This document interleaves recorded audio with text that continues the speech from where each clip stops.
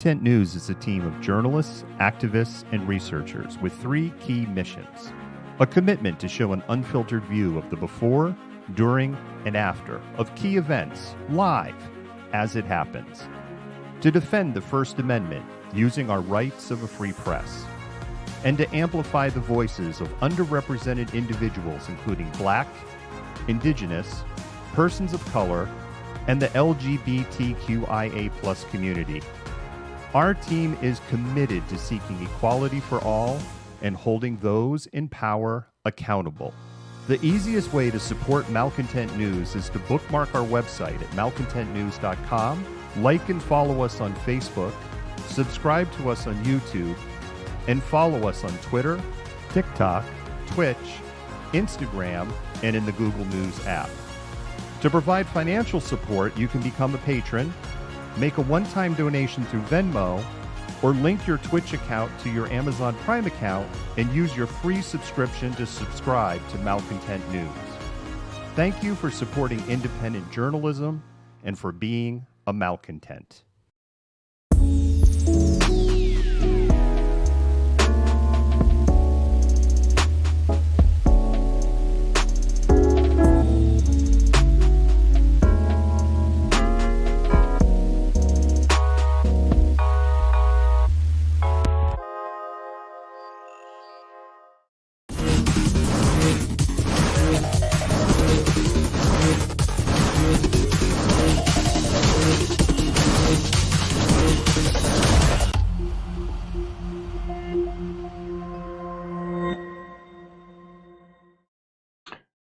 Good evening, malcontents. I am David. I am the malcontent, and today is Wednesday, May 26th, 2021. A year ago today, the name George Floyd was known all across the United States. The terrible anniversary of George Floyd's murder, and we can use the word murder, was 1 year ago and 1 day. The news didn't break until today. And let me go ahead and pull in my co-host. Jennifer, how are you doing this evening? I am doing really well. I'm excited for tonight. And so, yeah, I hope everybody really enjoys all of the hard work that you put into this. It has certainly been a labor of love. This was 1 year in the making. And we'll talk a little bit more about that. Jennifer, what I want to do is, normally we do our chit chat. We're doing a different format tonight. Let's go ahead and do our land acknowledgement. We can talk about, can you hear us for a couple of minutes? And then we'll show it to the world. All right.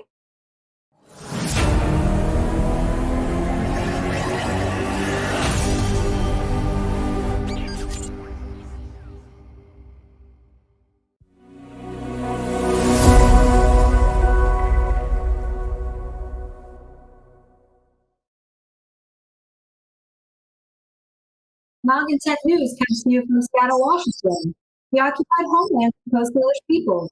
We are grateful to live and work as guests on these lands, a land which touches the shared water of all tribes of lands within the Quamish, the and Muckleshoot Nations. This land acknowledgement is but one small gesture in the ongoing process of working toward repairing and sustaining relations with Coast Salish lands, waters, peoples, and their other than human kin.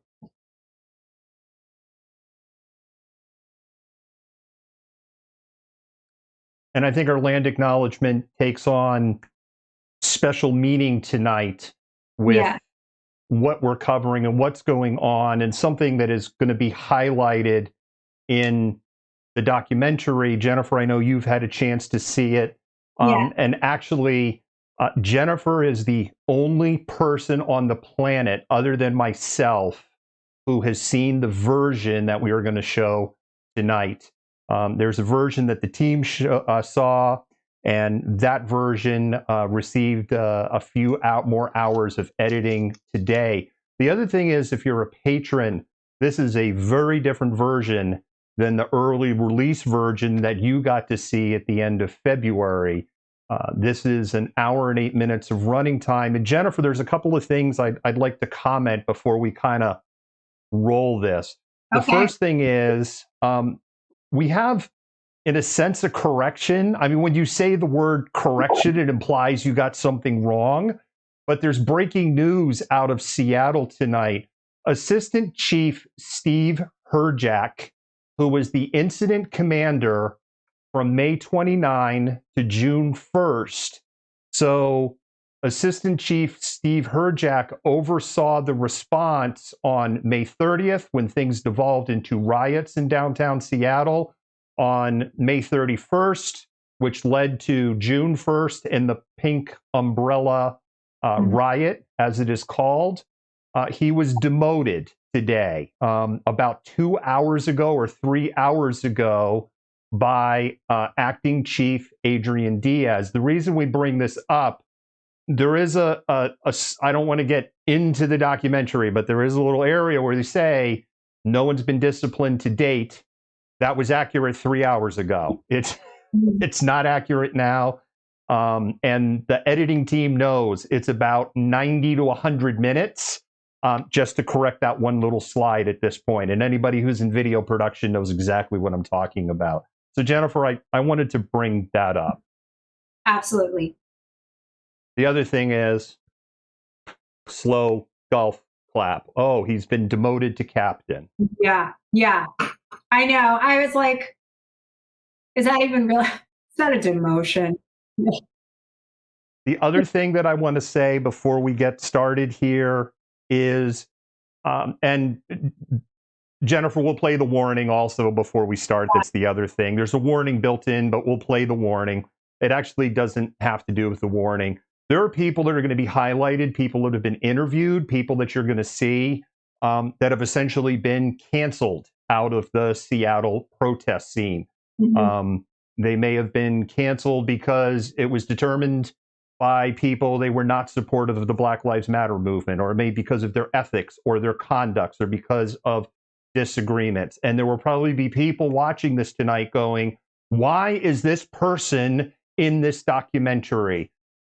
Jennifer's not heard any of this. This is all organic, I'm saying right now, but I believe that Jennifer, as a historian, will come to my defense on this one, which is they're an integral part of this story. And to erase them from the story is essentially erasing history. Yeah, no, it definitely would alter like the historical record to remove people who have been canceled or are no longer seen in a favorable light from this documentary. So, as historians, you gotta like it's all about nuance. So this is the same kind of thing, right? It's about nuance. Yeah, it is. And I think we've really tried to put the nuance into this. The last thing that I want to put here is I want to thank, first of all, our patrons, everyone who Venmoed us. And that isn't just our current patrons, it is patrons past, and patrons current, and patrons future. If it wasn't for you, this wouldn't be possible. If it wasn't for the Venmo donations, this would not be possible. The other thing is, I'm going to try not to get a little emotional here. I want to thank my wife. This wouldn't have been possible without her love and support and trust and patience. Jeez, And David. so thank you for that. And Jennifer, I think that's enough. We're going to go ahead and roll that warning. Yes. And with that, ladies and gentlemen and theys, can you hear us?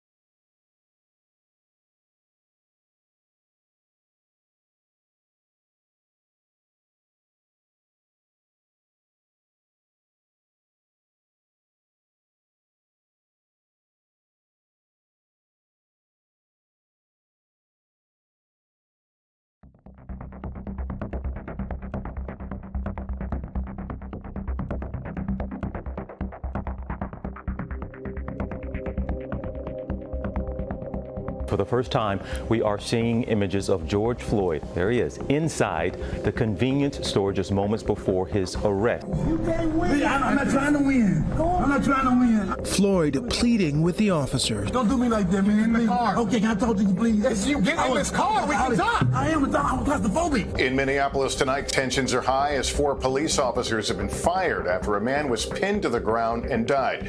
The incident was caught on camera. He can be heard on the video saying, "I can't breathe." It is so hard to watch this. It goes for about 10 minutes and it shows a white police officer with his knee on the back of the neck of a handcuffed black man. He ain't doing nothing now. Put him in the car. How long y'all gotta hold him down? It just goes on and on and on. At the beginning, he's pleading for breath. He's saying he can't breathe, he can't breathe. At one point, he says, "Don't kill me." And they seem to be the last words that he utters. The victim was George Floyd from Minneapolis. A small group stood outside what they believe is the home of former Minneapolis police officer Derek Chauvin. Enough is enough. We tired now. So many people who are here for the protest have actually joined a march towards the Minneapolis Police Department 3rd Precinct, where people here believe the officers involved in that incident who were fired. Protesters poured onto the street in Minneapolis on Tuesday night. How would you describe the atmosphere? Toxic, ready to go. They're just waiting somebody to break the camel, and it's gonna go down. It could have been my son. Yeah. It could have been it could have been me. It could have been my family. It could have been. It's unjust. It shouldn't be. It shouldn't be. It shouldn't be. It shouldn't be. The protest in Minneapolis was held at the site of the incident. The police then opened tear gas and smoke bombs on the crowd.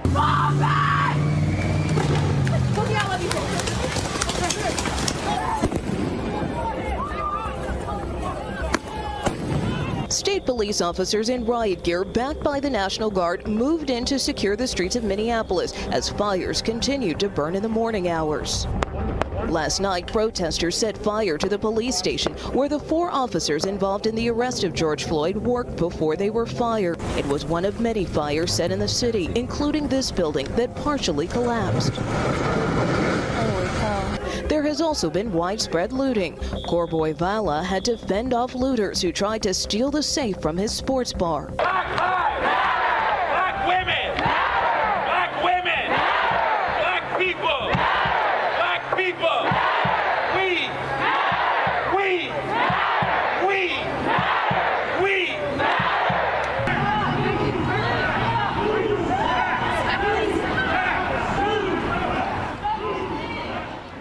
A lot of tension and conflict between the protesters and the police force out last night. Seattle Police Department. They marched down to the police headquarters, still peaceful. They sort of went around. The police would not let them near the headquarters. Eventually, they started breaking the windows of the Amazon right next door. The police started pushing them back. They started pepper spraying them. Dozens and dozens of people out last night, and we know today we are expecting at least 2 more demonstrations in the daytime, one at noon and one at 3 o'clock.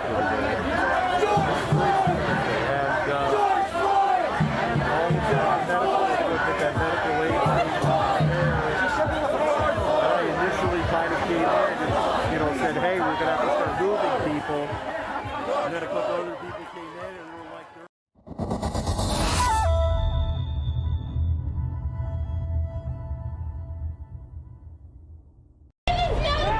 To be held accountable for their actions. We're not going without no justice, no peace. No justice, no peace. No justice, no peace. What's the message you wanted people to hear today? A strong, firm message that we're not going to take our black men and women being murdered by police, and that something has to change. And I feel like this is something that was so unbelievable and unimaginable that I think we are going to be heard.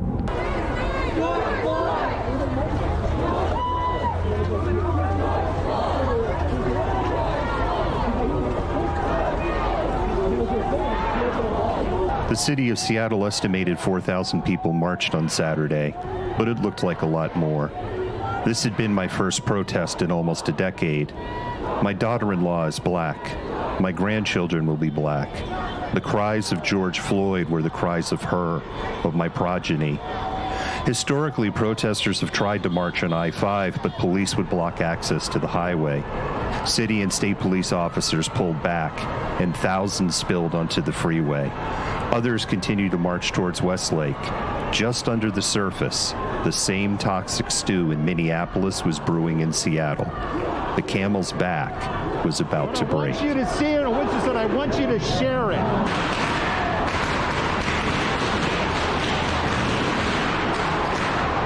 It's firecrackers.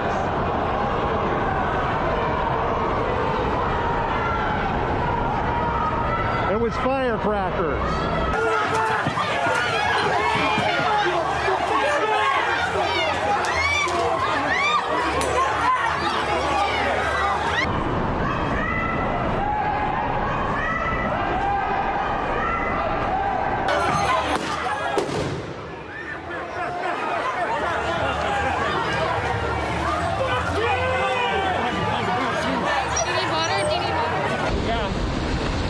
Down the hill.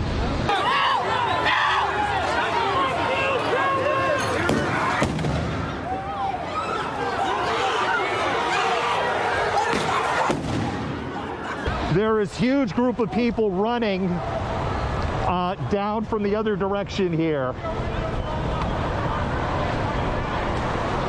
And the tear gas is starting to roll up the hill, so we're going to roll down this way.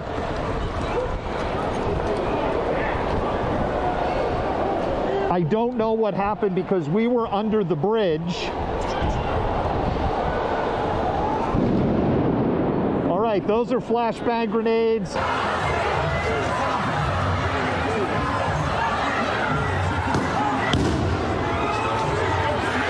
And they were to our west, southwest. That's not thunder. Yeah.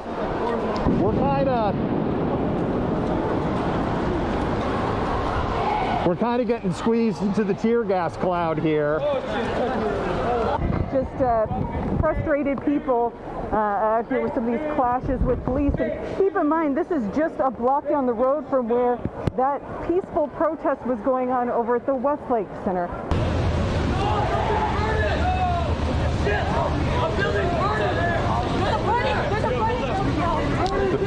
There were at least 4, possibly 5 police cruisers destroyed by flames. So that was the scene a little bit ago, and it's just an inferno.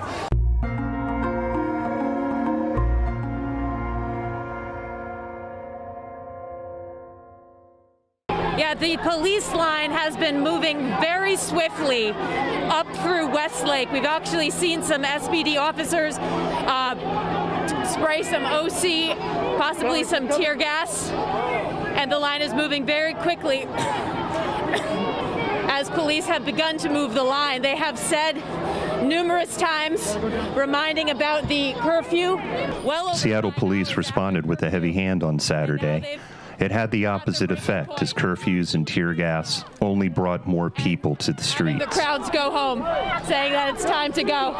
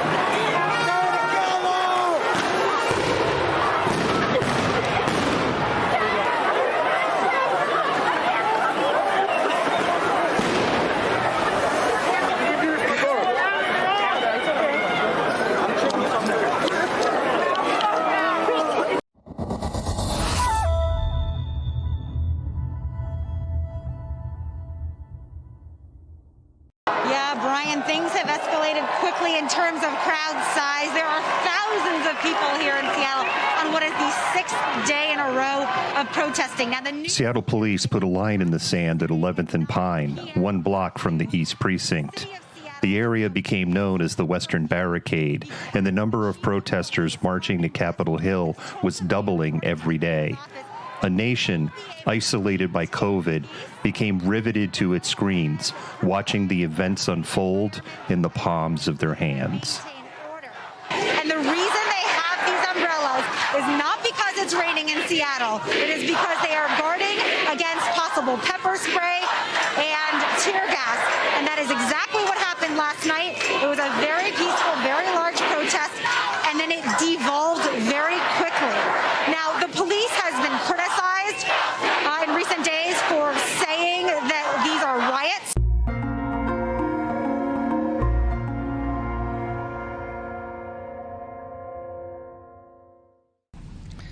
Over the last week, thousands across Seattle have come together to raise their voices, share their anger and grief, and to demand justice, not just for George Floyd or Breonna Taylor, but for all of those who have lost their lives before them. I am thankful for these demonstrators for sharing their voices, for demanding more from all of us in a position of power, including myself and the Chief of Police. And last night, in the face of the rocks and bottles and projectiles, your police officers demonstrated restraint and they didn't use any force. The community needs to know that as your police chief, I will speak out and I will condemn officers who abuse their power, and I will hold them accountable. Say her name! Seattle protests to end racial inequality now in its 2nd week. We need to stop just talking about it. Community leaders are making sure the city hears their specific demands. All of this momentum has been amazing, but we now need people to understand what it is we're asking for. One of the biggest changes this rally calls for is investment in Black communities.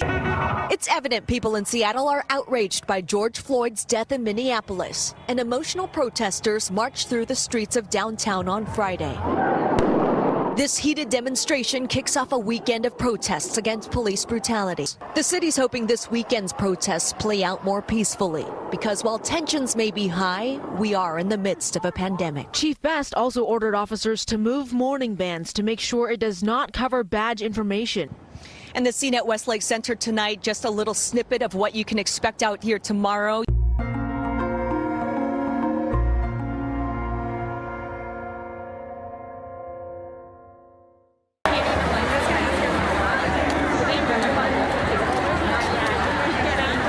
So if you're just tuning in, we're at the Doctors for Justice March. Jenny Durkin. Dale Constantine. Can you hear us? Jay Inslee. Can you hear us? When I say power to the people, you say all power to the people. Power to the people. All power to the people.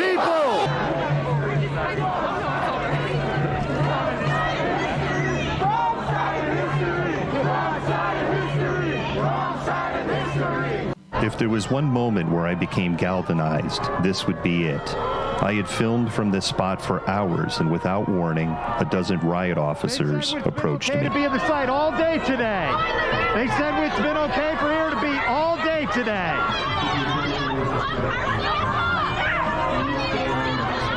I've been over. You see me, man. I've been here for a second. Here. Yeah, just stay this on that side and we're cool. Not a problem, okay? Yeah, we're good. So the National Guard has been deployed. This is America. This is your country. This is your city. If you love your nation, if you love the Constitution, if you believe in basic rights and freedom for all citizens, you need to be here. Seattle Police Department, we are committed to peacefully doing this. Please move back. Like the previous 5 days, officers on the Western Barricade were tapped out, and new officers wearing gas masks moved to the line. Protesters moved the barricade about 5 feet, but were otherwise peaceful. SPD was just looking for an excuse. I don't know if they're doing flashbangs or they're doing tear gas. No.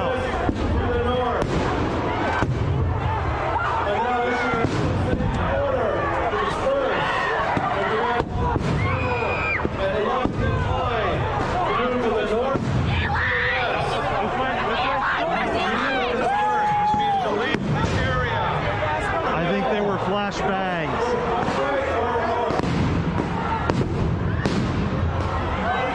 One just went off maybe 15 feet from me. You might have even caught that in the camera.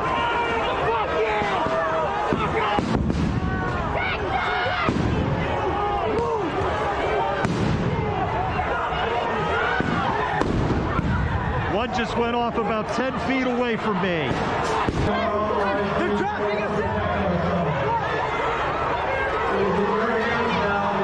So what they're doing now is they're trying to box us in. So they're basically, what SPD is doing right now with their bikes is they are pushing the people into the flashbang grenades. SPD is actively pushing the people into the line of fire. If I wasn't here seeing this, I wouldn't believe this.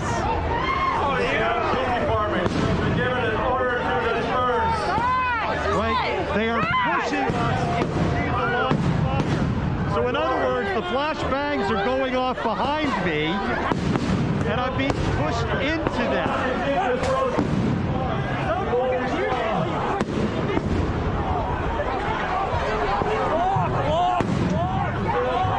They've deployed tear gas.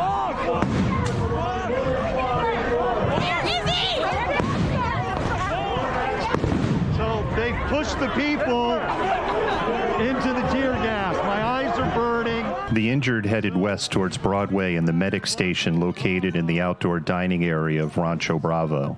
There was anger, disbelief, and confusion.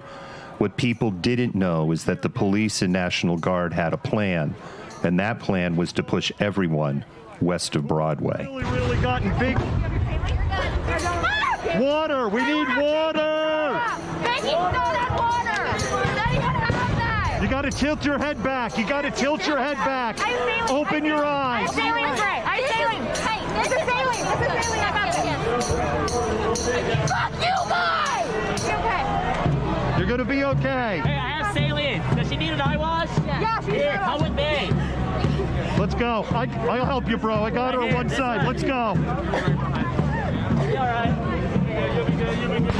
You're going to be okay. You're going to be okay. We're not going to let anything happen to you. We're not going to let anything happen to you. You're going to be okay. They are continuing to set off tear gas. There is a medic station. I'm not going to show faces there because police in other cities have been targeting people in the medic stations. And now what's happening is they are still throwing flashbangs and tear gas. It was OC being deployed, and people blinded and gasping for breath kept streaming by me.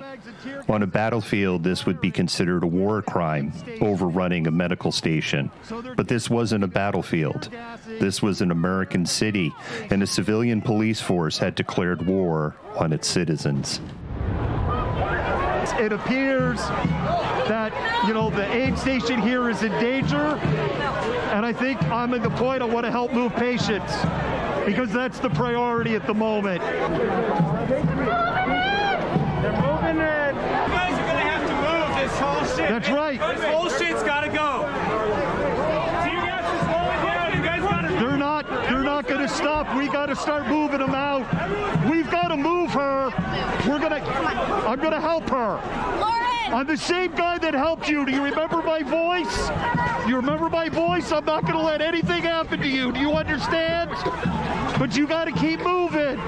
You got to be strong. You got to be brave, okay? Are you with me? Just squeeze my hand. That's how I know you're with me. I'm not going to let anything happen to you. Don't let go of my hand. Just keep moving. You've got to keep moving. All right? I know this is hard. Squeeze my hand if you understand. Okay, I got you. I'm not going to let anything happen to you. I will put my body between you and anything. I won't let anything happen to you. Fuck Jenny Durkin! Did anything rise to this level of this massive show of force? And the answer to that is no.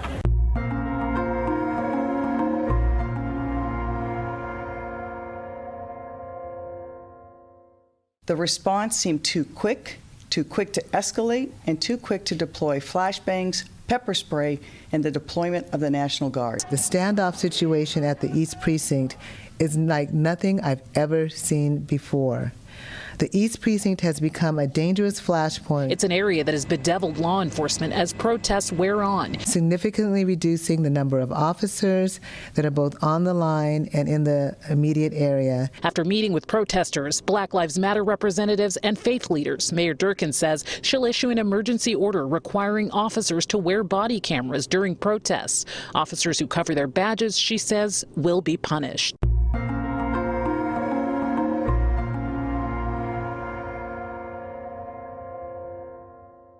Things got heated between the protesters as well as officers. Just hours after Mayor Durkin and Chief Best said they would take steps to de-escalate, Capitol Hill once again became shrouded in clouds of tear gas. Officers fired a flashbang grenade directly into the chest of an unarmed stationary protester, almost killing her. Yesterday as well, and disputes this claim from Seattle police and said things were peaceful throughout the night and no one was throwing anything.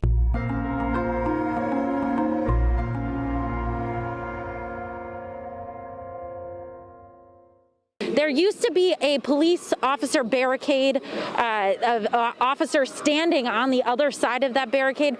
They shut that down about an hour ago. Now they're just those 3 Seattle police vehicles. We're learning that officers received an email from the assistant chief that said that the decision has been made to allow demonstrators to march past the East Precinct today, which goes to show why they're working so hard right now to try to fortify that building. We know that the Seattle Fire Department has also been working to look at the fire suppression. We're not going to evacuate or abandon the East Precinct. We will be hardening the East Precinct facility by boarding up the exterior windows, having the Seattle Fire Department evaluate the fire suppression systems, and applying fire retardants to the building exterior and installing fencing. This is an exercise in trust and de-escalation. City of Seattle came in, boarded up, fenced off, put in these concrete barriers. They put in some water-filled barriers that have basically all already been moved.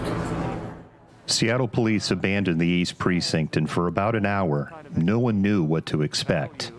Then it became clear. Protesters were not going to let anyone harm the East Precinct building. If you see a person of color being targeted by violence, we demand that you step in and help them. We need to make sure that we are not unfairly blamed for any damages to this building, to the Seattle Police Department. We demand that if you see somebody vandalizing this building, you record them so that they can be held accountable for their own personal actions. Yeah! Seattle councilperson Sawant started to address the crowd, but she was stopped when it started to sound more like a campaign speech. She was then challenged to explain her stand on defunding or abolishing the police. I will give you an answer. And if you know anything about me and my organization, Socialist Alternative, what you will know is that you may not agree with us on certain things. You may agree with us on certain things, you may disagree. But what you will always get from us is honesty. I'm not going to bullshit you. Okay? That's the starting point. Okay, wait. So I gotta, listen y'all, hold up. I'm doing this for a reason. So look, horseman, right? What about those demands? Sorry. The racial stereotyping shocked the crowd.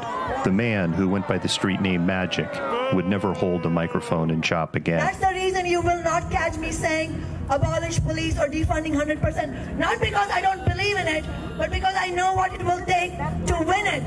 So let's, and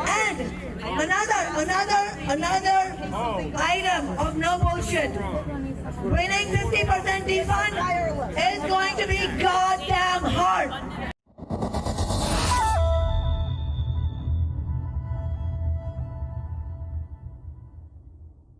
The fear that entire blocks of Seattle would be burned to the ground were unfounded.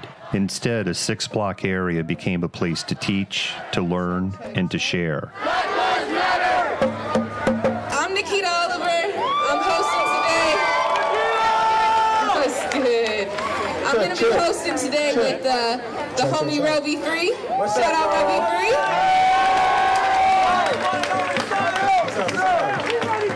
As Black folks, we know that our struggle against white supremacy, against capitalism, against patriarchy, against this oppressor is inextricably intertwined with our Native relatives.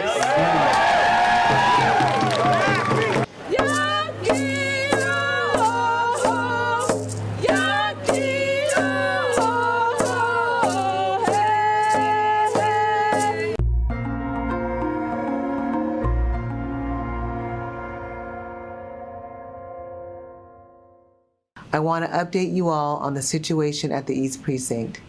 The decision to board up the precinct, our home, the first precinct I worked in, was something I have been holding off. You should know, leaving the precinct was not my decision. You fought for days to protect it.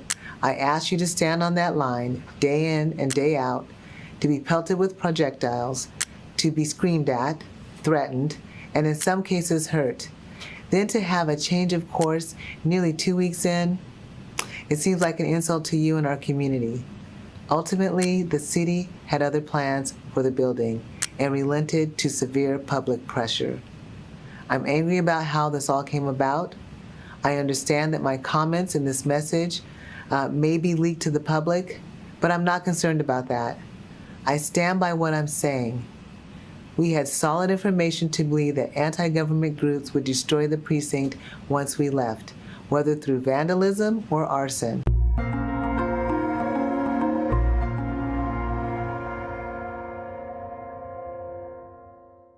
Right now, it's entirely peaceful. In fact, you can see these protesters behind me. And in fact, let's pan the camera around, Chris, because it really has the feel of a street festival.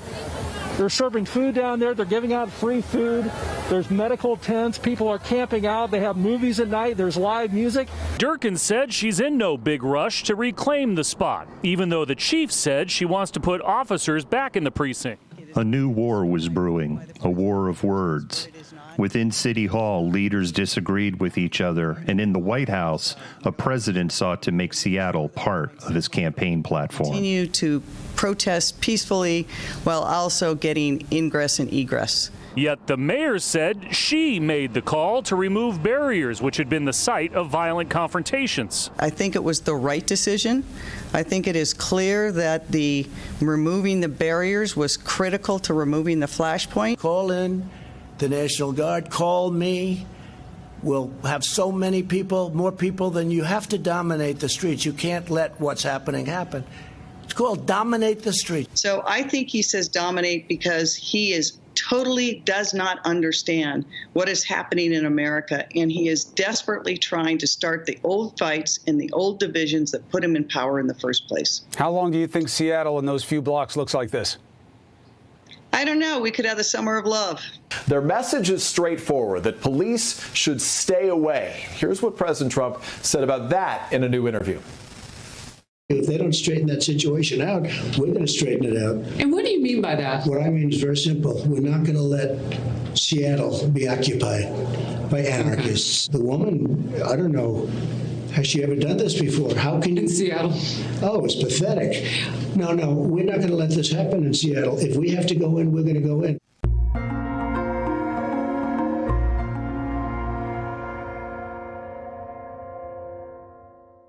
Right to challenge authority and government is fundamental to who we are as Americans. The building is renamed the Seattle People Department, and the 6 blocks surrounding it have been dubbed Capitol Hill Autonomous Zone. The people recognize that this building is the people's. You know, we pay for it with our taxes. Surrounded by barricades, police aren't allowed, while demonstrators hold meetings, set up clinics, and offer free food. We didn't get our taco trucks in every corner, but darn it, we have tacos in the Chaz. And SPD is gone. And I stood here on Monday contemplating what did this strip of road up here symbolize. And now what we have here is just something completely amazing.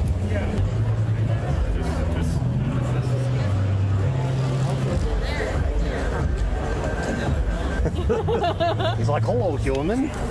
Oh, yes. Look at this face, malcontents.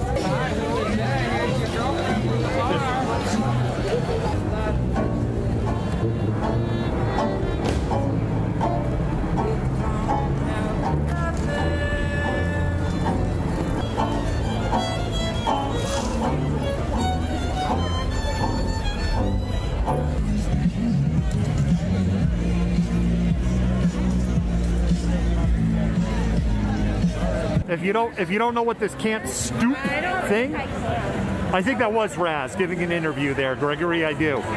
Can't stoop is in reference to a Donald Trump tweet. There's your violence in the Chaz. We have a dog barking. Hey,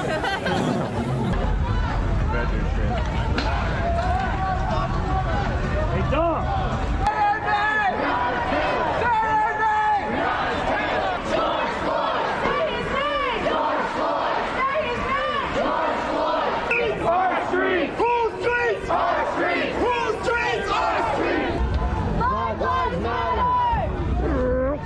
It's like going through the turnstiles.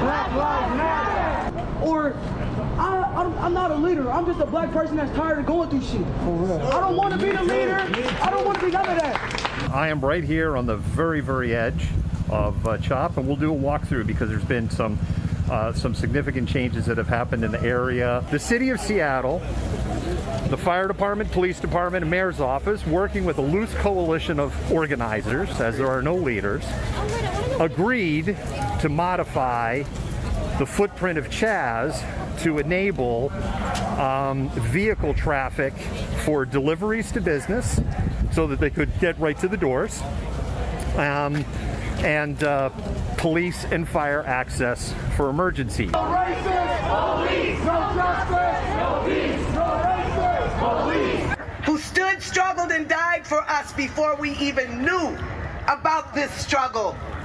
And so today I say, you stand on the shoulders of many ancestors, and with this many people in the room, tell your ancestors, this is a new day. You know, we don't really care about the love. We don't mind. Yeah, we'd like you to love us, but what we demand is that you respect us. On behalf of our ancestors,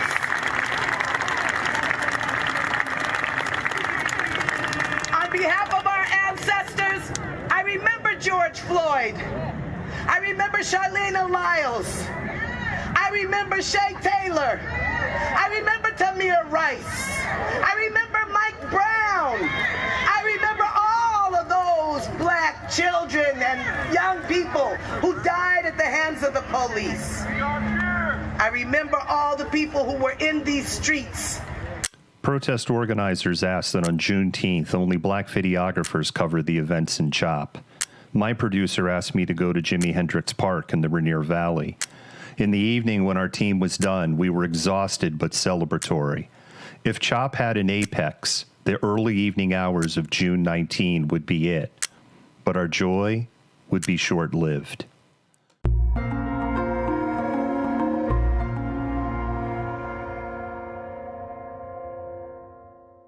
What's going on? What's happening? Well, one victim remains in critical condition at Harborview Medical Center, and police tell us this is an ongoing investigation. Representatives from CHOP sent us a statement saying the altercation may have previous history, as it seems the situation escalated because of gang affiliations. They blamed standard operating procedure for any delay in medical treatment because ambulance crews waited for police to secure the scene. They went on to say no one within CHOP denied entry to PD within any organizational capacity. For nearly 2 weeks, people have been gathering on Capitol Hill. Many are there to continue their protests, to build community and demand change. Over the days, tens of thousands of people have peacefully gathered or visited Capitol Hill. During the day, there have been no major incidents. But we know it is very different at night, particularly in recent nights. The cumulative impacts of the gatherings and protests and the nighttime atmosphere and violence has led to increasingly difficult circumstances. I still have 2 bullets in me. DeJuan Young remembers seeing the aftermath of the first unrelated shooting early Saturday at the Capitol Hill Occupied Protest Zone, or CHOP, that claimed the life of 19-year-old Lorenzo Anderson. He said he was nearby at 11th and Pike, outside of CHOP, when the group approached him. The verbiage that they said was, "Hold this," and shot me. I got shot outside the protest zone, and you still didn't respond. DeJuan told us SPD's handling of the shooting from the beginning I'm scared. has him worried about how it will end.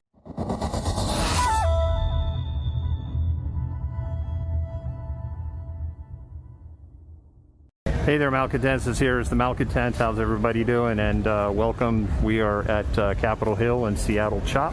In any quest for change, you have to win hearts and minds. And of course, with everything that's been going on, hearts and minds have not been won.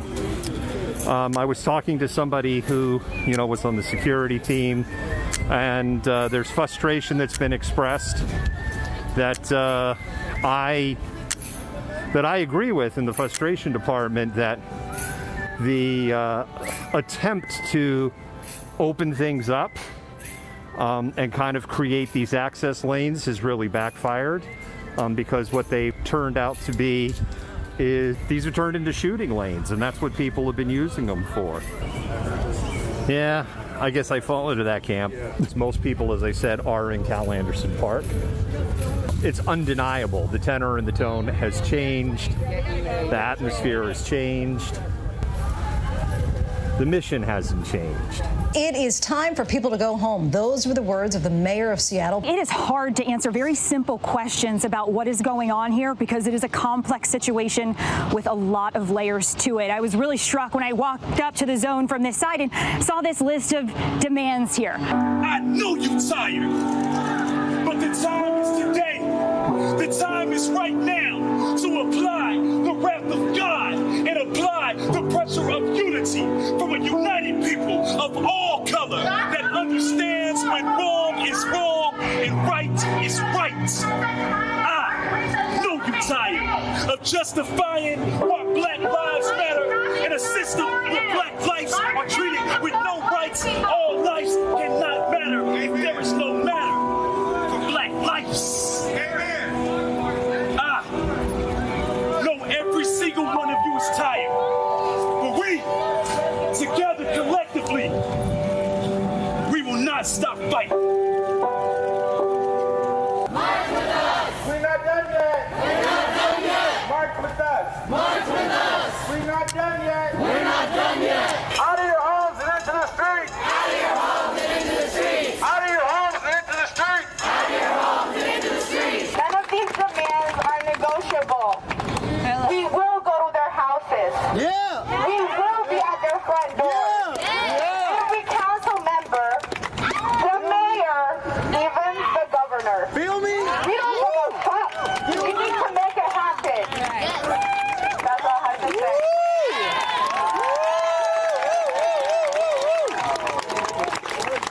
This is the march that went from Capitol Hill to the West Precinct and now to Interstate 5. So I guess my understanding is the highway is closed for 10 miles.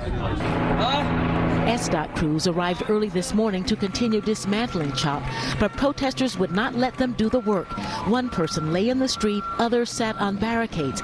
The crews backed off, waiting for a signal that they could return. What do you think is the future of the CHOP? Do you think it's necessary for this movement? Yes. I think that a lot of people want to just dismantle it because of all of the negativity that it's received and just all of the seeming lack of direction or the multitude of agendas that are out there and the lack of organization. But I think that we're all here, talking about CHOP. People are getting paid to document CHOP. People are flying from Canada to check on CHOP. So there is clearly a bunch of power here, and I think that leverage is important. So do Do I want to stand out here and be a chop warrior all day? No. Do I want people to start associating me with that and forgetting about, you know, why we're even out here and start, you know, and just make it about chop? No. Do I think people being out here and protesting? I mean, maybe even delete the name and, you know, just, no, we're out here protesting. You know, I think that it is important because it's just shown that it is. It's shown that this has got results. You know, for better or for worse, there have been results. And people are watching. The world is watching, and that's what people wanted. That's what most of the protesters wanted, the world to watch, and then accountability to be had. You know, and they knew that accountability wouldn't be had if the world wasn't watching, if there wasn't a PR battle being had. If they didn't need to clean up their PR, and we didn't have the leverage as people for them to try and be like, okay, actually now we can't just do whatever we want. It's not undercover. We have to start addressing these issues. So yeah, so I think just like walking away because the mayor says, all right guys, I think it's time to go home now. It's been a good run. You can't do that. Even though I don't want to be out here, now it makes me want to be like, all right, well, you can't do that. Yeah. Now you want to be here. But especially because she began it saying that, oh, she defended CHOP and said that it was a love fest. It's more like a love fest. Summer of love. Summer of love. Yeah. But then following it up with saying, okay, kids, it's time to go home. Now that makes that first statement so more disingenuous, so more condescending.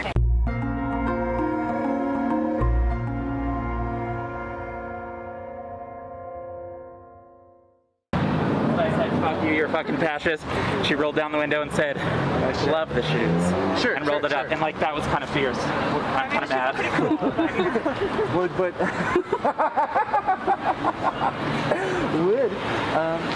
you not in like that tone, just like to say what you would have said to her, other than? No, I probably, if I had the chance, I would have hurt her. I think she deserves that. Yeah. She's a fascist. She's absolutely hurt us. She has hurt us. She has used chemical warfare against us. You know, we're out here every day.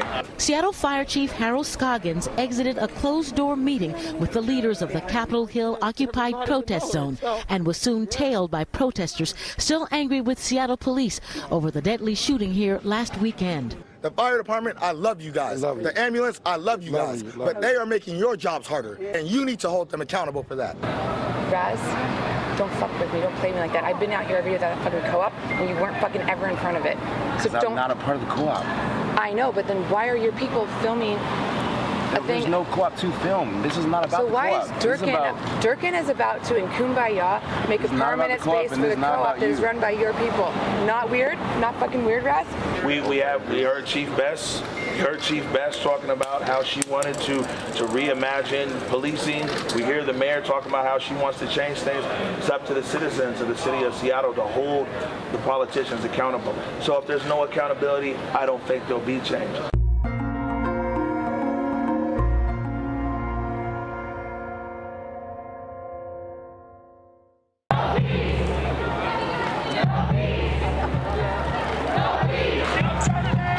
On Saturday, June 27th, protests continued throughout the city. Thousands marched to the South Precincts where right-wing protesters were waiting and attempted to disrupt the speeches being made by black leaders and black people. This had become a common theme throughout Seattle as the days turned into weeks in the summer of 2020.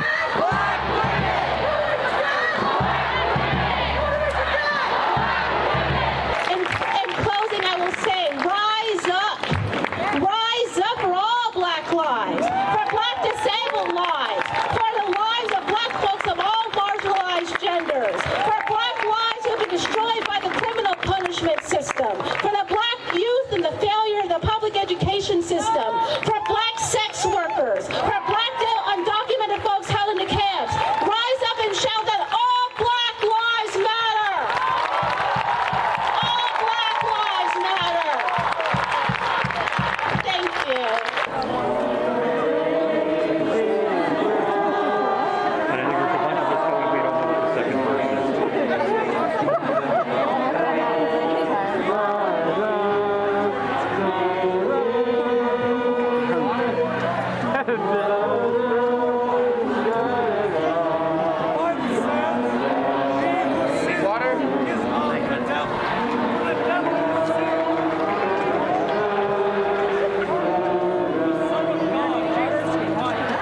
barricades remained untouched all over the zone, but city equipment could arrive Sunday to start clearing some. The mayor suggested a series of steps that she believes can be taken in the coming days, including the removal of the barriers to create more access. She also believes in the planning for some of the long-term changes to Cal Anderson, including art installations and the community garden.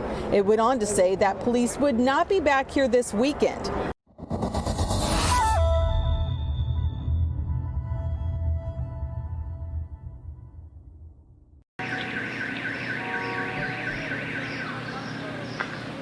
What the protesters have done is they have cut the hooks on the concrete blocks. 1 second. It's a garbage truck. It's funny, like a truck comes and like everybody just kind of like stops and looks. We're just kind of waiting and wondering if SDOT, when they're coming, if they're going to be coming. I would have guessed they would have come in the morning, just because I think, you know, there's less people around. It's going to be easier for them. But no idea if they're going to be coming or not. That this demonstration started at Magnuson, then was joined by another group that had been marching near UW. Councilmember Shama Sawant was also here at this rally and spoke to the crowd, listing their demands and calling on Mayor Durkin to resign. Now, it is not clear when the decision was made or how it was made to make their way towards the mayor's home, but here's an organizer explaining their reason for doing so. We came down to Jenny Durkin's mansion to bring the demands of the movement and of the families who have been impacted by police violence to her doorstep, as she seems to not be able to hear our demands any other way. When you look here, there is a fair number of tents. There's certainly more tents here than what there was a few days ago. Zoom in here is behind these aren't tents that people are staying in. This is kind of like food and meeting spaces and stuff. On the other side of there's really no more tents on that side than there's probably ever been at any point of this.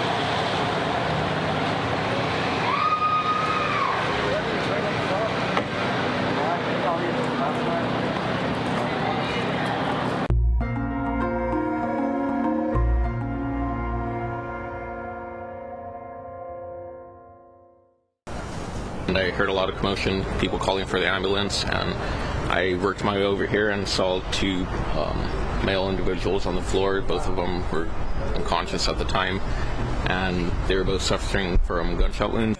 Absolutely, we want people to move out of the area. Continue, your peaceful demonstration in a place where you're not affecting public safety. I have said this multiple times. It is taking us 3.5 times longer to get here. We have a fire station that is less than 2 blocks from here. They cannot go into this area. I asked for someone for a tourniquet, and I immediately placed a tourniquet on one of the male's upper arm. He had a gunshot wound to his upper left bicep, both the entry and exit wound.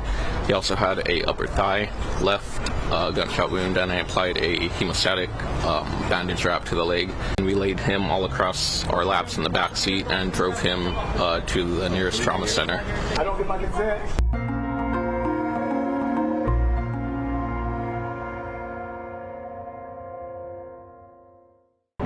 Here we go. Found a sign. I love this. Daddy changed the world. I posted some things.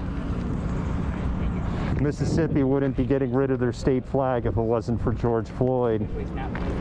2,000 Reddit groups filled with hate and racism wouldn't have been yanked down if it wasn't for George Floyd. You wouldn't have this advertiser ban that's coming up starting tomorrow on Facebook if it wasn't for George Floyd. On June 6th, which is one of the days that pepper spray and all this other stuff was deployed, while all the screaming and yelling and the police and the squaring off was going on, this artwork was actually being painted. The dude was hired by this company, Stout, to come in and paint over these boards and create not all of the artwork you hear, but to kind of do these African flag colors of the red, black, and green. And so you had this guy painting while there were thousands of protesters here, and probably 60 people from Seattle Police and another 60 to 100 people of the National Guard backing them up. It was like, and I was live streaming at the time, and I was like, this is dystopian. I know Mayor Durkin has said that they were going to maintain these gardens after this is over. Right now, my view on Mayor Durkin is I'll believe it when I see it. Here, there's tomatoes, there's corn. As a matter of fact, this actually looks like what they call a Three Sisters or a Four Sisters plot.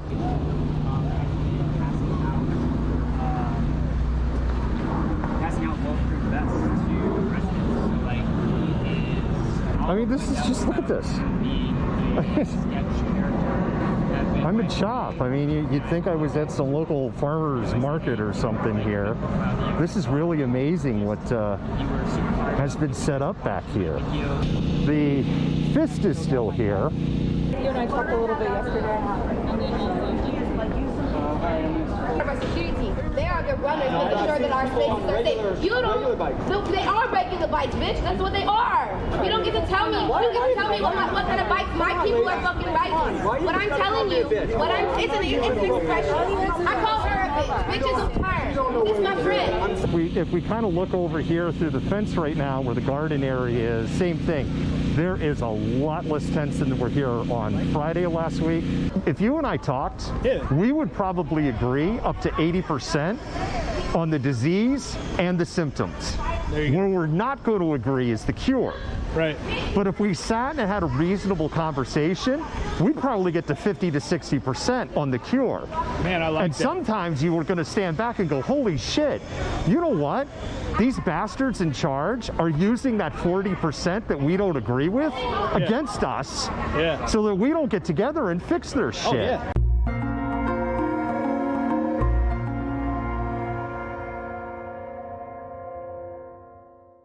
Now, this morning, an executive order came from the mayor basically executing this operation. You have 5 minutes to disperse. I want you guys to picture your daughter's faces on mine right now. See just the level of buildup that the police have done to stay in this zone. Apparently, there were some bigger vehicles that they brought in. We've heard about a deployment of pepper spray.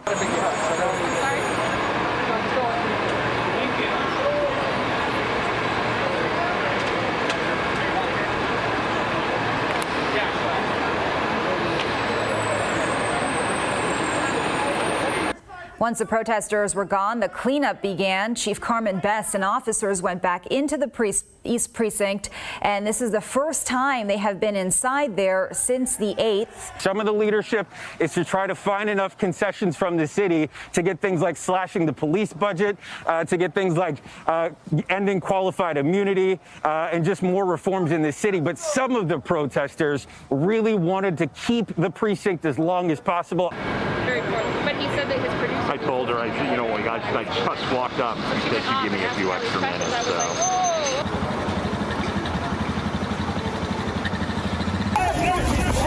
Twitter user Eli Grady shared this video of SPD making an arrest last night around 5:30. He's bothered by that tackle and the position of the officer's knee. Hey, what's that called?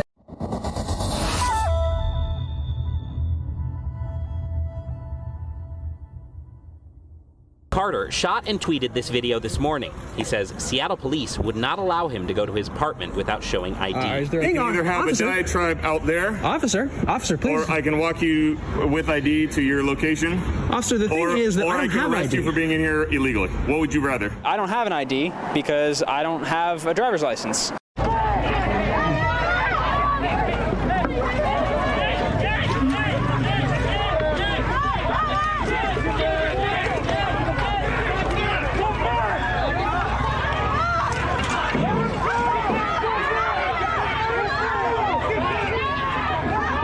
Exploded fast. I don't know exactly what caused this, but SPD, as I was just kind of setting up, pushed back hard on the line. July 2nd was chaotic on Broadway. Distrust among protesters was in the air. People who hadn't been seen in days or weeks suddenly reappeared, and differing agendas started to emerge.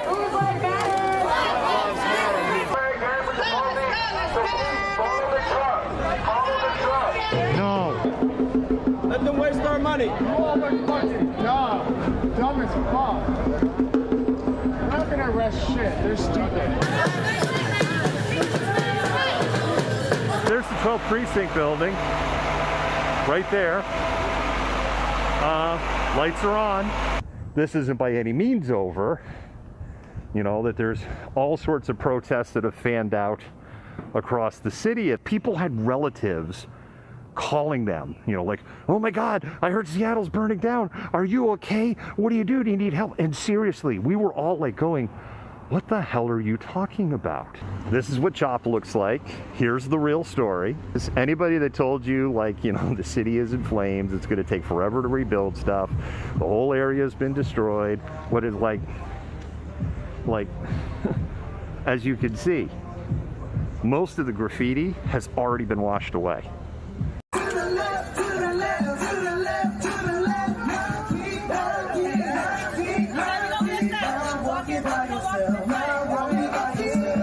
Diaz Love was, wait.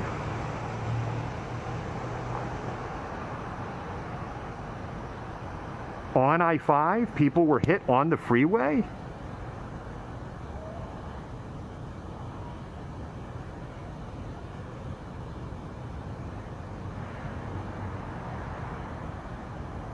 Oh, for fuck's sake.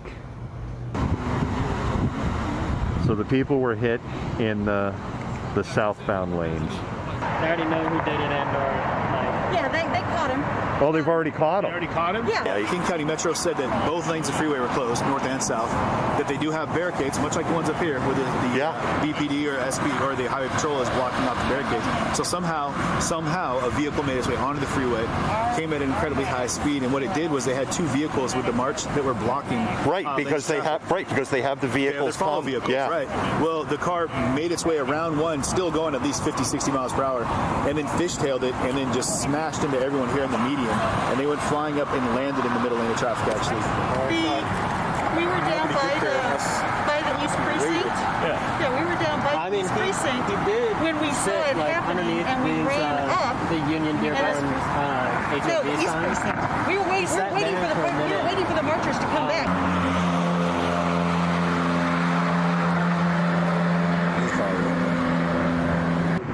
What we know right now, 3 people hit. Concrete Media, Converge Media were both on the road. The driver of the vehicle is in custody that did this crime. The driver intentionally hit the protesters. The protesters were actually not even on in a travel lane. They were in the median. They were over here, apparently, about where this police cruiser is. And the driver went around not only the police barricades, but the protesters organized and have vehicles come up, and the state police are aware of this, to also be blocked vehicles. What we're told is, and I guess what happened in the video, and I haven't seen the video yet, is the vehicle came around the stopped vehicles here, then swerved to about where this police cruiser is to intentionally hit the protesters. I guess in the big scope of things, there is good news. 2 people hit. I watched the video.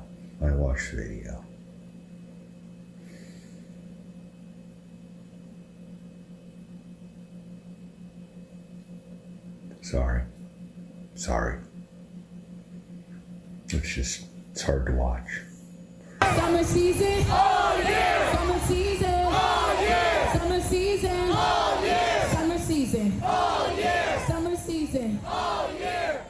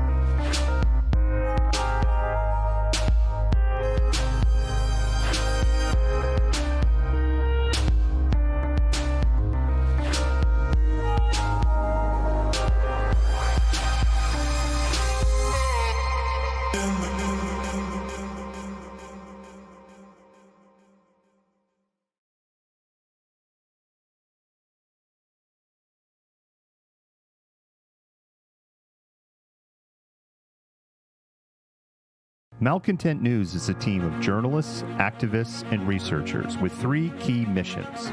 A commitment to show an unfiltered view of the before, during, and after of key events, live, as it happens. To defend the First Amendment using our rights of a free press. And to amplify the voices of underrepresented individuals including Black, Indigenous, persons of color, and the LGBTQIA+ community. Our team is committed to seeking equality for all and holding those in power accountable. The easiest way to support Malcontent News is to bookmark our website at malcontentnews.com, like and follow us on Facebook, subscribe to us on YouTube, and follow us on Twitter, TikTok, Twitch, Instagram, and in the Google News app. To provide financial support, you can become a patron, make a one-time donation through Venmo, or link your Twitch account to your Amazon Prime account and use your free subscription to subscribe to Malcontent News. Thank you for supporting independent journalism and for being a malcontent.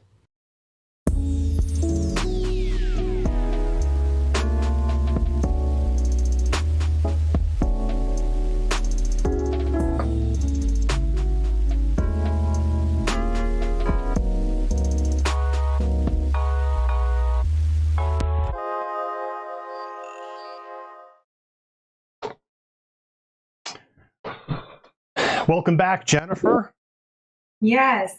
I feel bad because I could not engage in the comments because, as you know, I was naughty on Facebook last night and caught a 24-hour ban, so it wouldn't let me do any commenting. Yes, and you wear that badge with honor, as I tell everybody who goes into Zuckerberg jail. Yeah. I have been there myself.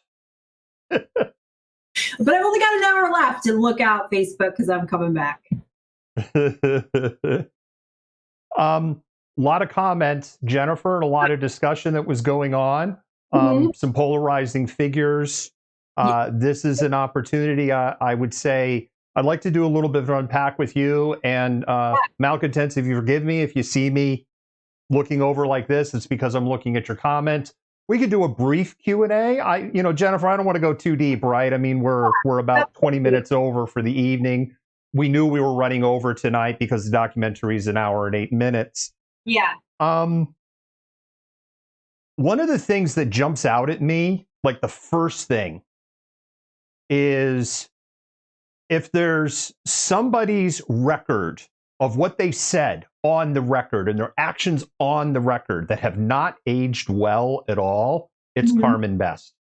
Oh, yeah, absolutely. And I think, too, I think that kind of adds more fuel to the fire with this recent tech scandal, right? Because you have to wonder what conversations were going on behind the scenes as they're making, some of these remarks, right? So, yeah, I think it just raises a whole new interesting set of questions about those texts. It was a real revelation. She makes this statement. It's an internal statement to the police officers in the Seattle Police Department on June 11th, where she blames the city on the decision to leave the East Precinct. But she's now retired Chief Best, and in a podcast last week where she was interviewed in depth, she said it was a command staff decision from within the Seattle Police Department. It makes her statement on June 11th that the word is a lie. Yeah, no, I absolutely. And again, it goes back to what's in these texts. Like, I'm so curious now after watching this. I was curious before because I'm like, what's going on here? And it's super shady. But I'm so much more intrigued now about what was going on behind the scenes and who was calling all the shots. There's a lot that ended up on the cutting room floor. Some of it was because we didn't have access to the video. One of the things I think people know, if they know me, I look at other streamers, other creators, that is their IP. And because they are a small creator, I'm not going to go ahead and grab their IP.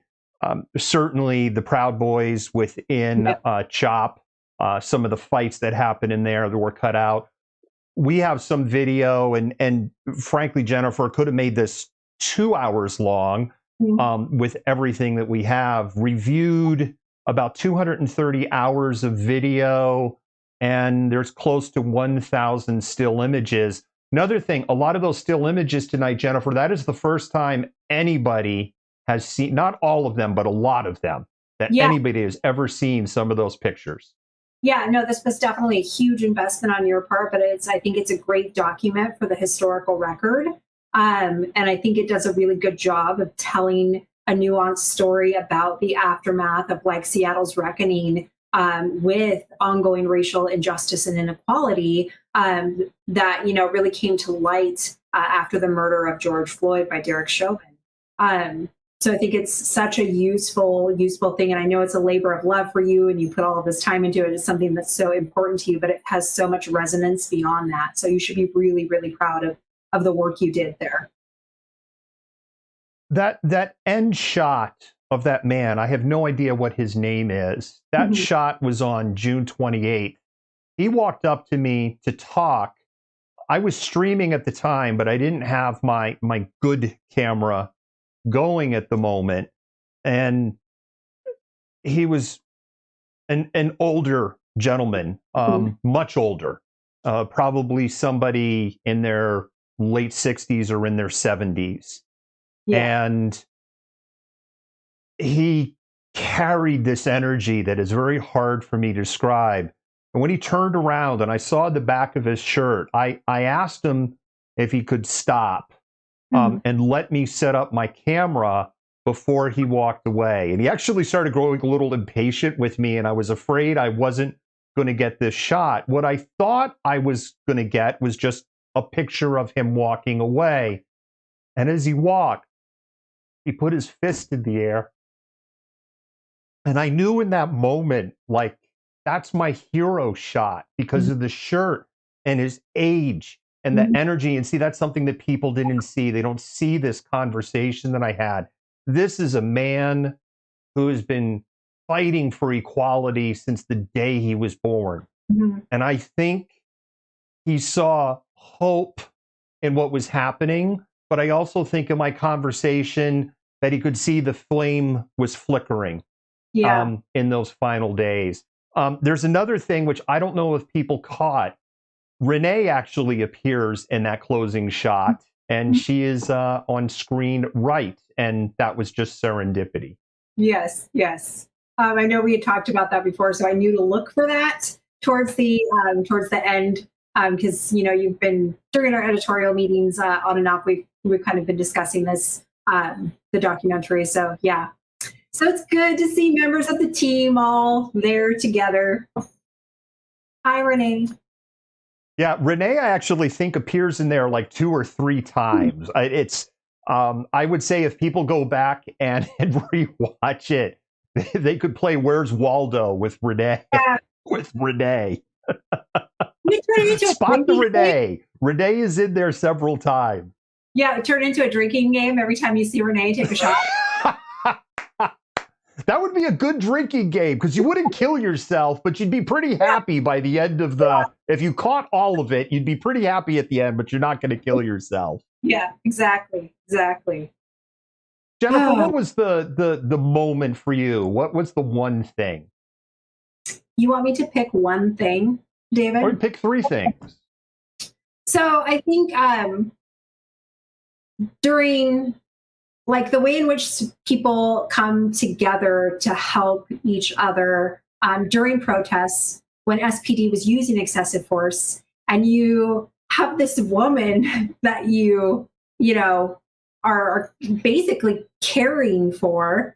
And I think it's just such a testament to like, not only the excessive use of force by the Seattle Police Department and the ways in which they were trying to quash this movement, but the way in which people come together at times like these and like help one another, I think is a really moving thing. As you pointed out, the comments by Carmen Best, not aging well. I think there's so many pivotal things within this documentary that are so important. It's hard to just pick a few. The documenting of, the taking down of CHOP. There's so much stuff, David, like I could go on, so you may want to interject. The moment for me where there are moments in there that I think everybody will watch that, and if you have any shred of humanity, you're going to get the feels.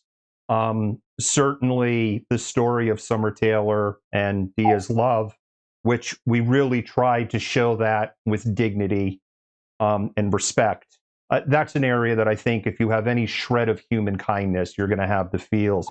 But the one for me, the moment where I still get the chills, and when we were working on post-production in the studio, and I would, hey, come in and, see the cuts and let's see what was done here. And I put my fist in the air. Mm-hmm. Every time I see it is that street performer. Mm-hmm. And when he says, I know you're tired.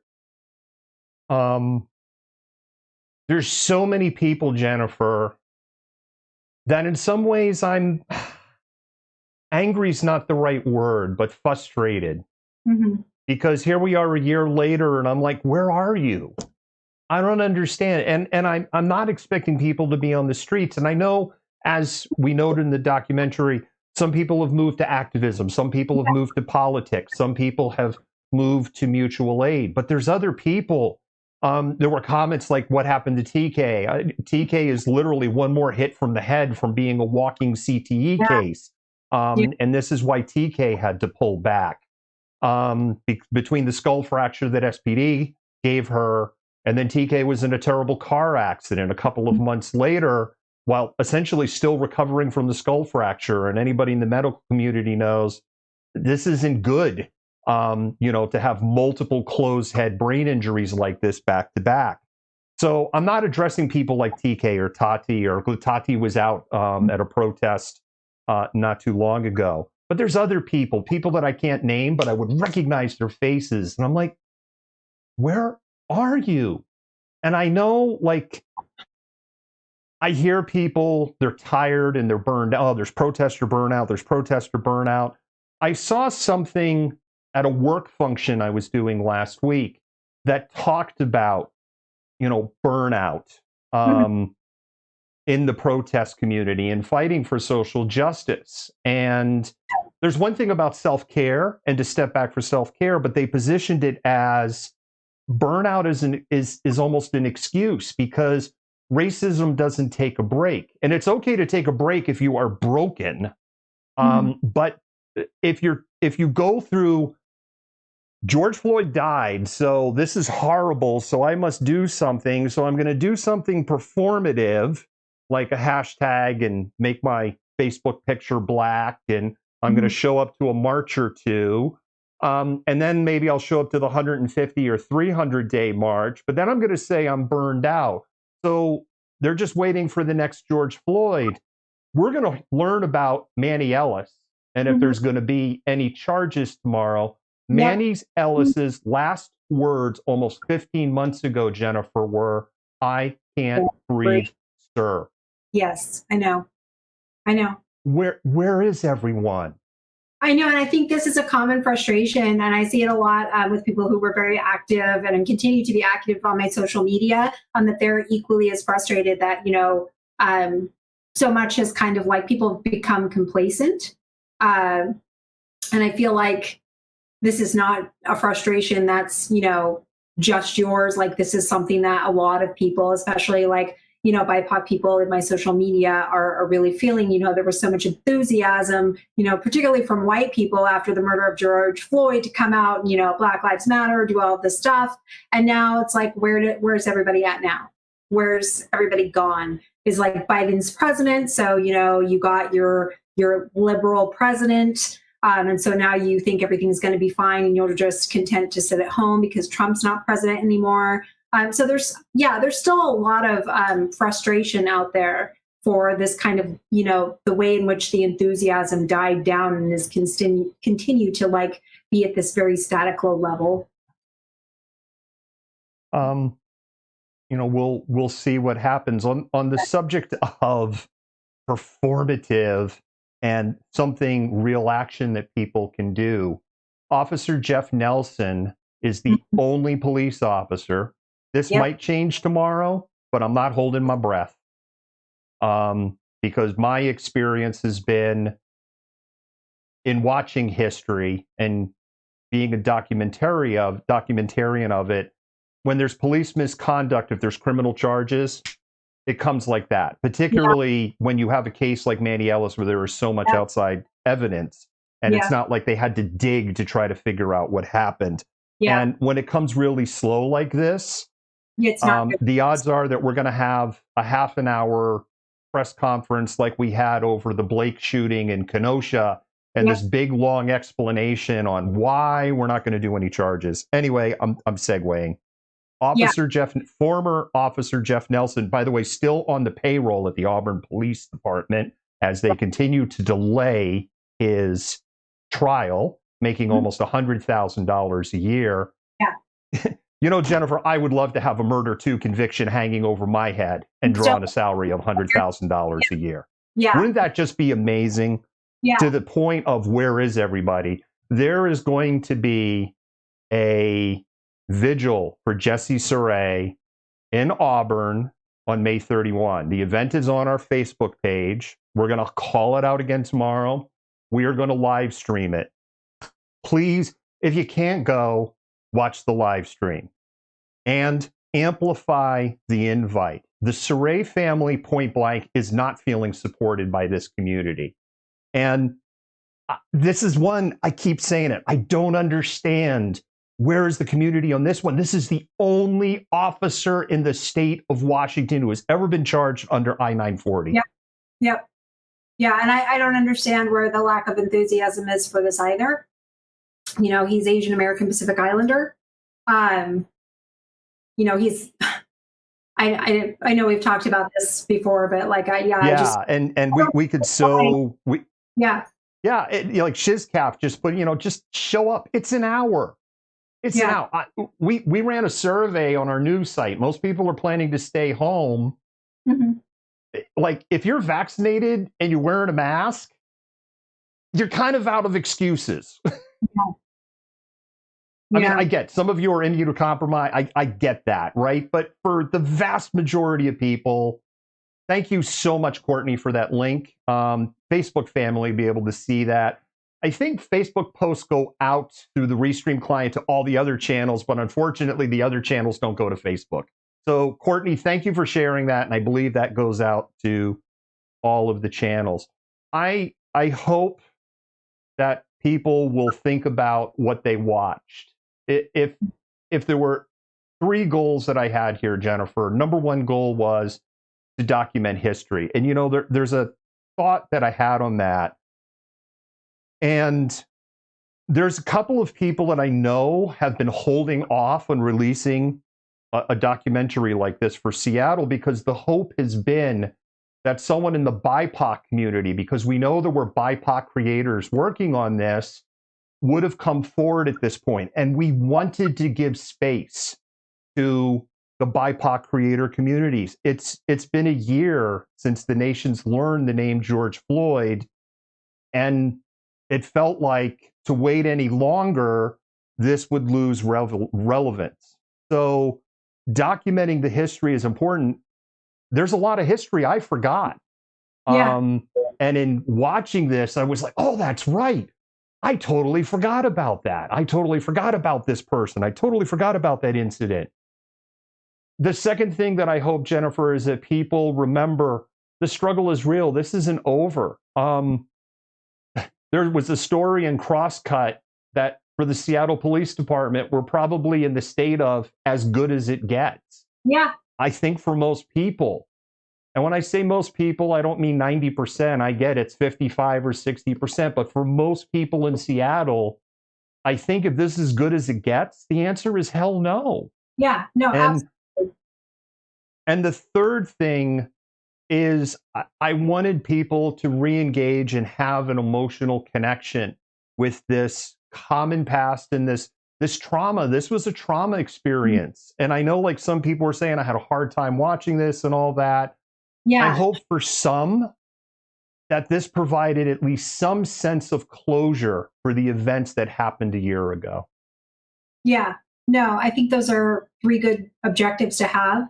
And I do hope that BIPOC creators come out with additional documentaries, because no documentary is going to be the same. And the great thing about history and looking at historical records and documents is that you need to weave a bunch of them together to get a whole nuanced picture of history. So I encourage as many people that have that kind of content, especially BIPOC creators and, you know, people that are going to narrate it from a BIPOC perspective, to come out with this stuff, because this is going to be great, great historical documents for people to view 20, 30 years down the road when they're writing this history. The thing too, that if you go back and you rewatch, you see so many people, they've got their phone out, they're filming or they're taking pictures. There is so much history that hundreds, maybe thousands of people have forgotten about, trapped on the memory of phones in this area. And people should be retrieving this and sharing it. No, absolutely. Absolutely. Because, you know, like I said, 20, 30 years, people are going to be looking to documentaries like this. They're going to be looking to social media posts. They're going to be looking at clips of video and photos on social media and on the news, and using that to weave together this very complex history and tell the story. So I encourage as many people as possible, if you have that kind of stuff, to get it out there, because, you know, that's how people are going to tell the story, and, you know, future generations are going to learn about this. So I think I'm going to wrap it up, because I think we could talk for a long time, like a lot longer than we have, because there's so much to unpack, right? Yeah. We've taken 5.5 weeks and squished it into an hour and 8 minutes. Yeah. The other thing I guess I want to appeal at this point was, this would not have been possible without our patrons. This would not have been possible without those who support us on Venmo. If you're new to the channel, for as little as $2 a month, literally $2 a month, you can support us as a patron. And that may not sound like a lot, but, you know, you get 10, 20 people doing $2 a month, and it starts to add up. So the other thing is, if being a patron isn't just your thing, you know, you can Venmo us and throw a little in the tip jar. It helps us continue to create additional content, because the next documentary is already being worked on. And we've been running some trailers on that. So please consider becoming a supporter. Patrons are going to get an invite for a special rescreening, patron only. And the patrons will have an exclusive Q&A where we'll be all on screen together, and we can actually talk and not have the chat. That will be available to all patrons at any level. Normally, we reserve that for our maximum malcontents and our main malcontents. This will be open to all patrons at any level. So if I dangle a little carrot out there for a $2 or $5 a month subscription, there's a big perk that'll come for you in early June. And then Jennifer, I think with that, we'll say goodnight. We have happy hour tomorrow. Yeah. We'll see what's in the news cycle. I know, well, depending on what happens in Tacoma, I might be driving down there with the cameras and stuff, and we may be doing a live stream instead of happy hour. We'll see what we learn about Manny Ellis. All right. Well, wonderful job, David. This was a great documentary, and I hope everybody took something away, you know, with them after watching it. And I hope everybody enjoyed it and appreciates all the work and love that went into it. All right, Jennifer, good night. Malcontents. Good night, Hope everybody. you like the shirt, by the way. I'll be Merch back. is coming. This is a merch shirt. Merch is coming. Good night, everybody.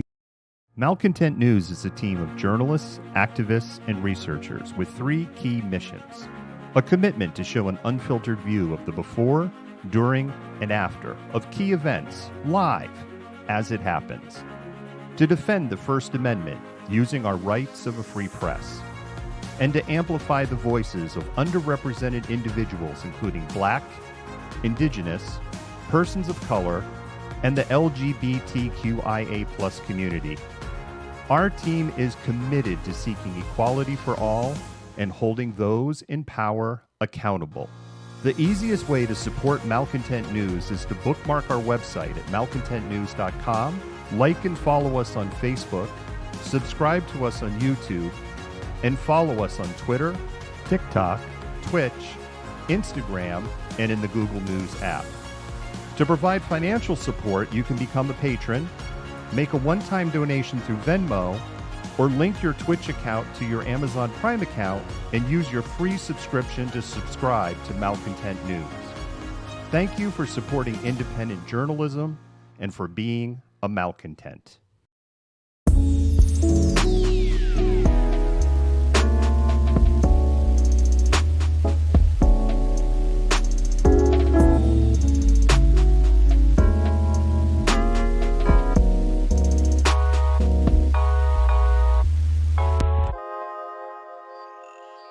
You fit the profile. You're the malcontent. Nobody wants to hear the nonsensical ravings of a loudmouth malcontent. He said malcontents, Antifa, fuck you. You are the biggest hypocrite on the face of the planet. I say that you're a terrible reporter. That's what I say.